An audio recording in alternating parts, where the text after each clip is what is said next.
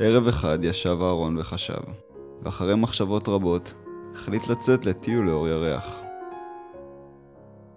לא היה שום ירח בשמיים, ולאהרון היה צורך בירח לטיול לאור ירח. הוא עשה לעצמו שביל ארוך וישר ויצא לדרך, אבל השביל לא הוביל לשום מקום, ולכן עשה קיצור דרך בשדה. קיצור הדרך הוביל אותו למקום שבו חשב אהרון שצריך להיות יער.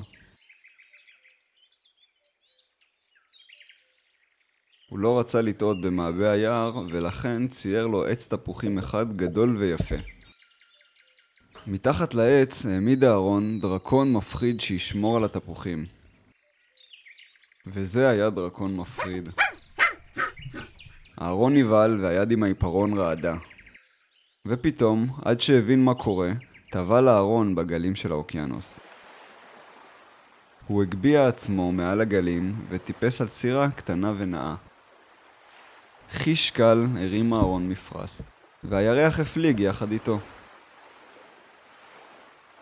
הוא שט די הרבה זמן, ולכן החליט לצייר לו יבשה ולהטיל עוגן.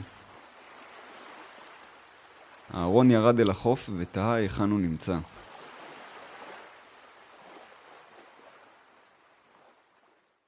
הוא היה נורא עייף וקיווה למצוא את חלון חדר השינה שלו. הוא ניסה לחשוב איפה צריך להיות החלון שלו. והוא צייר עוד כמה חלונות. הוא עשה בניין גדול מלא חלונות.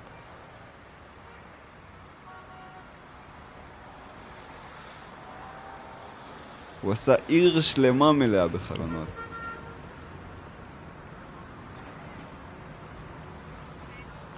פשוט לא ידע איפה החלון שלו.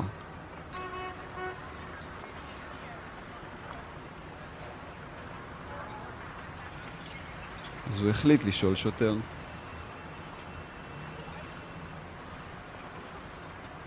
והשוטר הצביע בכיוון שבו אהרון רצה ללכת בין כה וכה. אבל אהרון אמר לו תודה. ואז לפתע נזכר אהרון שהחלון שלו תמיד מסביב לירח, והוא סידר לעצמו את המיטה.